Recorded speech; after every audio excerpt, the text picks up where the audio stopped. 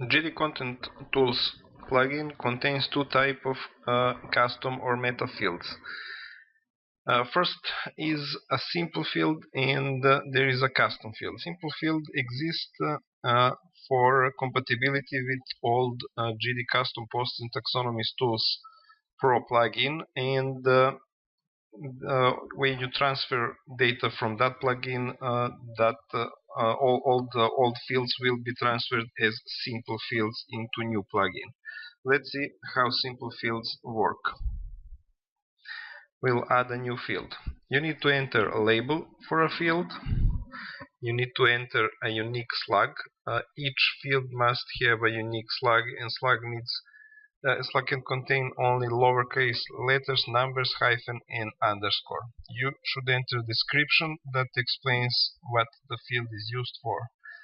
Next, you have option to set field as a required field, and if it will allow repeater. When you enable repeater option, you can limit number of repeated copies of that field.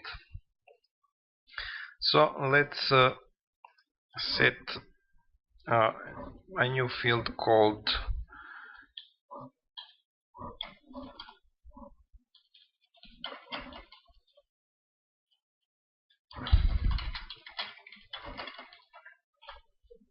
date of purchase. We'll put some hyphens inside.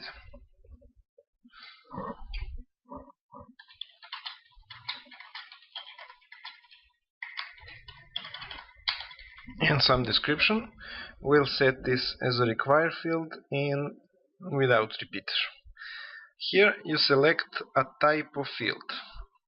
If you open this list, you will see a lot of types of fields available, and below that in green are settings related to that type of field. So for a text field, you can enter a default value, a placeholder text, limit the length, or use something other to restrict the entry of data in that field. So that can be a regular expression or a mask or something else.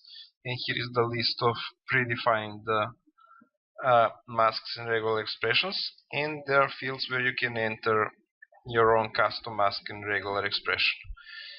If you change a type of field here to number, for instance, you will see a new set of different options available for that field type.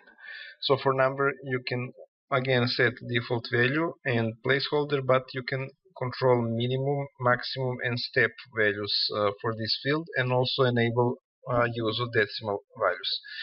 Each field has its own settings, so you can try it and see how it goes. This is for a color field. You can set default color. Or for a select list, you can add one or more entries to use for items in this selection. Multi-select field cannot be used as a repeater because you already have an option to select multiple elements. Since we named our field date of purchase, let's select one of the date fields. First we have time field. This field only shows you time of day. You can put it there, or you can use these sliders to select the time you want. You have plain date field, and you can set default date, or you can use date time field, where you can use both date and time. Next we have month. Select any month you want, and year. This is a plain integer value, but we have a small selection tool to pick up the year. So let's stick with date and time for this field, and we will have no default value for this one. You can store this date differently in the database, and you can pick which one of these you want to use. If everything's okay, save this field, and here it is. First, a simple field. Simple fields have this icon here indicating that it is a simple field and it has only one element available. Let's add another field,